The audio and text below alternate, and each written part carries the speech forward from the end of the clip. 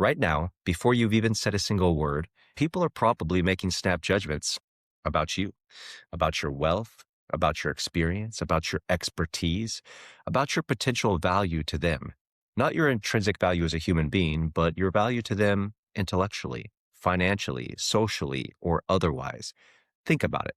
Think about the last time you met somebody or came across somebody, a prospect, an investor, a new connection at a mastermind or networking event, maybe somebody you met in a friend group. You're also making instantaneous judgments through that entire process. You're reading their posture, their clothing, whether they look you in the eye when they're talking to you or at the floor, the firmness of their handshake, the confidence and tonality in their voice. You're reading their facial expressions. Do they smile? Whether or not they take care of themselves. Are they in shape or are they 300 pounds and sweaty? How do they dress? And then based on all of those signals, you're deciding whether or not you want to continue engaging with this person. And if so, you would typically do a Google search or look for a website or go to their social media, and the snap judgments start all over again. You judge the aesthetics of their website. Can you even find a website? What is the copy on the website? And then you go to their social media. What are they talking about? What kinds of videos and posts are they making? Are they making posts at all? Do they even have social media at all? All of these things are producing direct signal.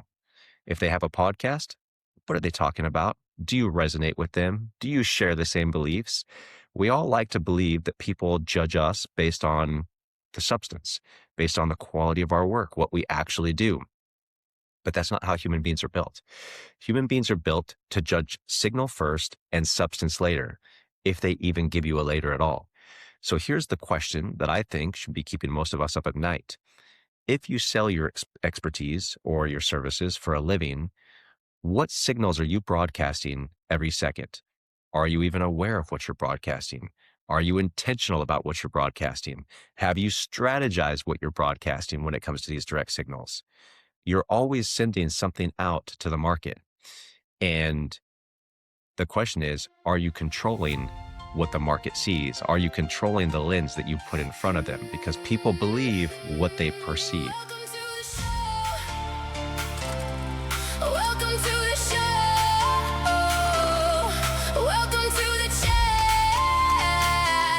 Durfee Show.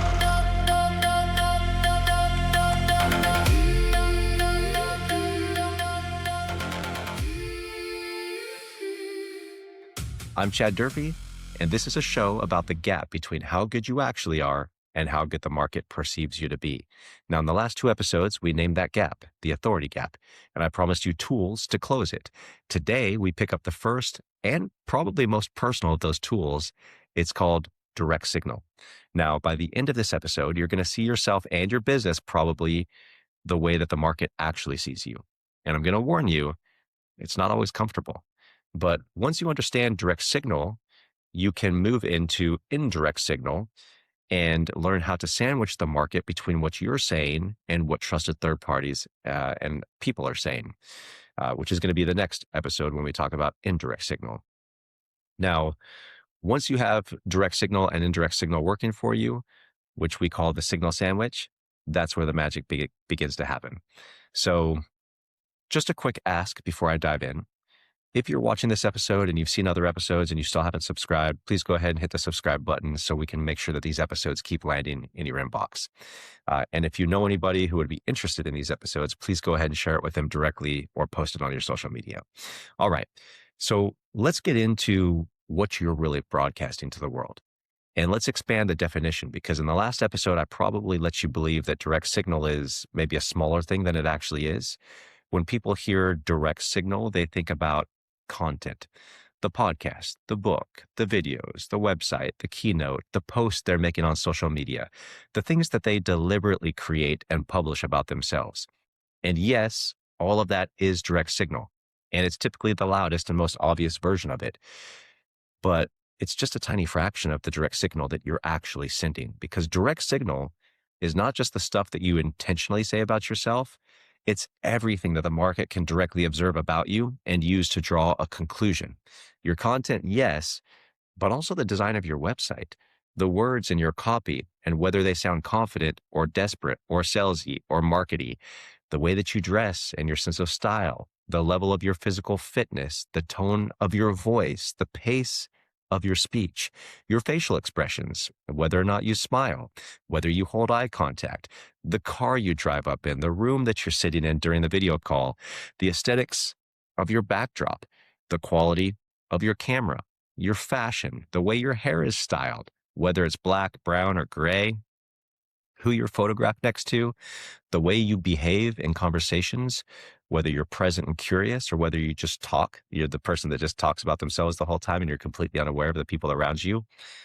Every one of those things is a direct signal. And every single one of them is transmitting constantly to anybody who's paying attention. And your audience is reading all of them at once, blending them into a single instant judgment about who you are and what value you bring to the table. And here's the part that most people resist because it feels a little bit unfair. You don't get to opt out of this. You never did. Researchers at Princeton ran a now famous study on exactly how quickly humans make judgments.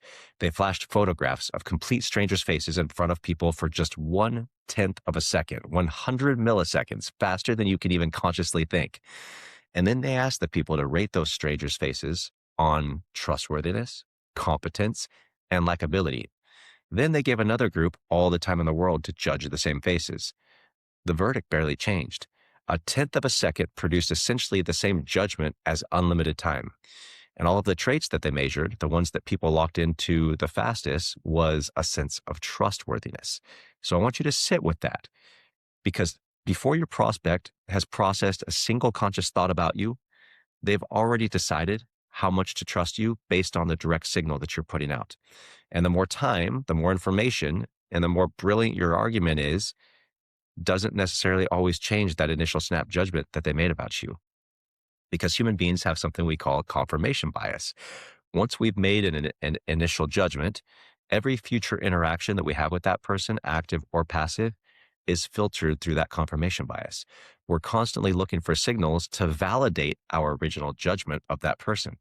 So if that first impression was positive and authoritative, credible, trustworthy, every future interaction that we have with that person is going to be interpreted as evidence supporting that initial judgment. If that initial judgment was negative or neutral, the same thing happens in the opposite direction. You may have heard your grandpa or your parents say, first impressions are the most important. And that's true, because everything else in the future gets filtered through that first impression. So I want you to sit with that for a second. Before your prospect has processed a single conscious thought, they've already decided how much they're going to trust you. And the more time and more information you give them doesn't always change that. Now, you can be outraged by this. You can insist that people should slow down and gather the facts and judge you based on merit. And you'd probably be right. But that doesn't matter. It's not how the mechanism works. The market doesn't have the time or the energy or the desire to go spend hours researching somebody and changing the way that it reads you. So you have exactly one move available to you at the very beginning. Take control of the narrative that the public is making about you by controlling the lens through which they perceive you, or continue to let that just happen by chance. So let's actually take some inventory. And I want to walk you through the channels that you're broadcasting on right now, because you can't manage what you refuse to look at. So I want you to start with your body and your face. What is your level of fitness? And what is the signal that that is sending out to the market about your discipline and your energy and your organization, whether it's fair or not? What signal is that sending? Same for your posture. What signal does that send about your confidence? And your face. Your face is doing an enormous amount of work. Do you smile? Does your smile reach the eyes? Or is it like what I used to call a cabaret smile back in the day? Do you hold someone's gaze, or do you slide away from it? Do you get uncomfortable when eye contact gets too long? People will read warmth and authority from your face before you've earned either one. And then there's your voice. Not so much your words, even though there's direct signal there.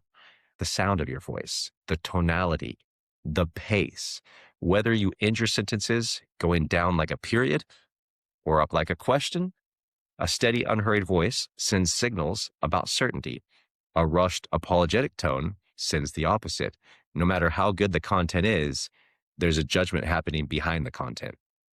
And then there's your environment. The car, yes, but more importantly, the room behind you during a video call, the quality of your website's design and aesthetic, the photography that you choose to put up, the fonts that you use.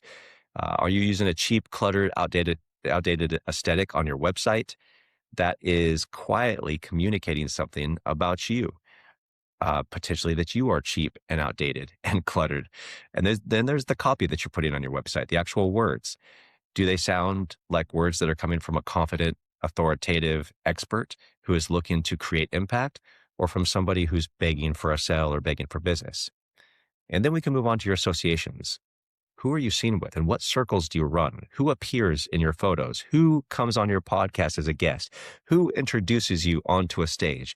We are relentlessly judged by the company we keep because proximity implies endorsement. And then finally, the most overlooked signal: how do you show up in a conversation?